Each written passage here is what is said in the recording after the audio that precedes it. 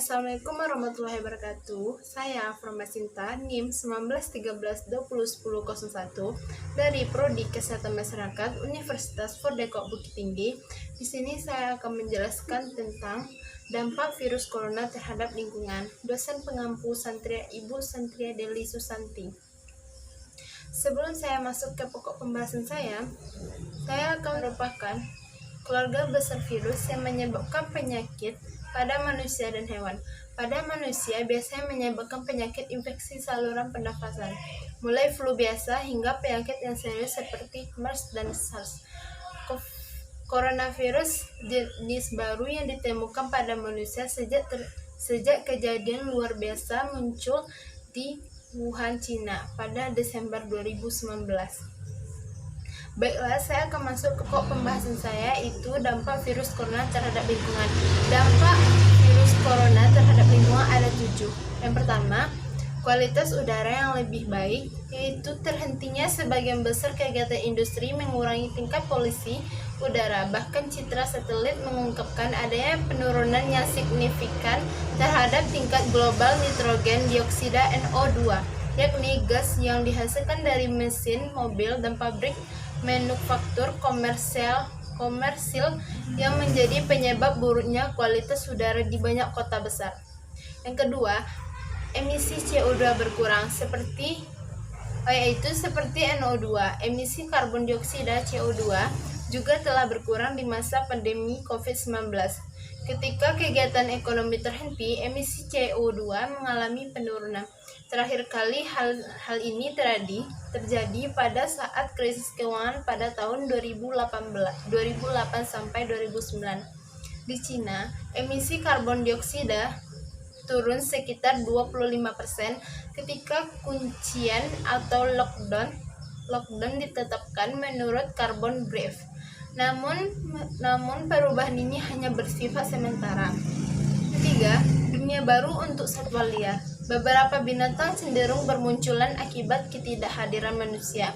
Berkurangnya kendaraan yang melintas di jalanan membuat makhluk kecil seperti landak muncul dari hibernasinya. Binatang mungil ini lebih aman dari kemungkinan terlindas mobil. Sementara spesies lainnya seperti bebek mungkin hanya bertanya-tanya kemana semua orang pergi dan perlu mencari sumber makanan lain selain remah roti di taman.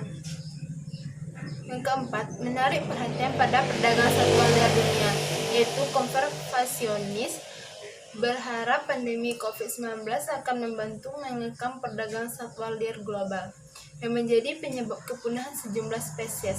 Wabah ini kemungkinan berasal dari pasar hewan Wuhan yang menjual hewan hidup yang merupakan pusat bagi satwa liar yang diperdagangkan secara legal dan ilegal.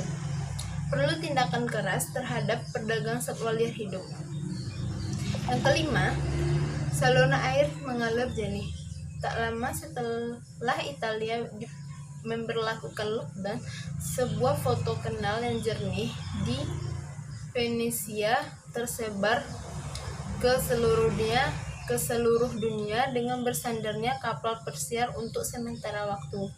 Lautan juga mengalami penurunan polusi udara sehingga menurunkan tingkat stres makhluk laut seperti ikan paus yang membuat migrasi yang lebih tenang. Yang keenam, mirisnya sampah plastik terus meningkat. Sayangnya, salah satu efek terburuk terhadap lingkungan yaitu di masa pandemi sekarang meningkatnya penggunaan plastik seperti pakai peralatan medis seperti sarung tangan hingga kemasan plastik lainnya. Semakin banyak orang memilih makanan dikemas, bahkan kafe yang tetap buka tidak lagi menggunakan cangkir yang dapat digunakan kembali sebagai upaya menghentikan penyebaran virusnya. Yang ketujuh, krisis iklim terabai sementara. Pandemi COVID-19 membuat isu krisis iklim terpinggirkan, namun para ahli memperingatkan bahwa keputusan penting mengenai iklim tidak boleh diabaikan.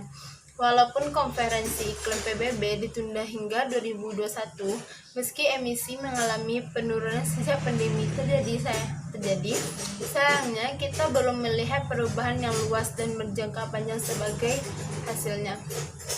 Baiklah, sekian dari pembahasan saya. Apabila ada kesalahan kata atau materi yang kurang memuaskan, saya mohon maaf. Assalamualaikum warahmatullahi wabarakatuh.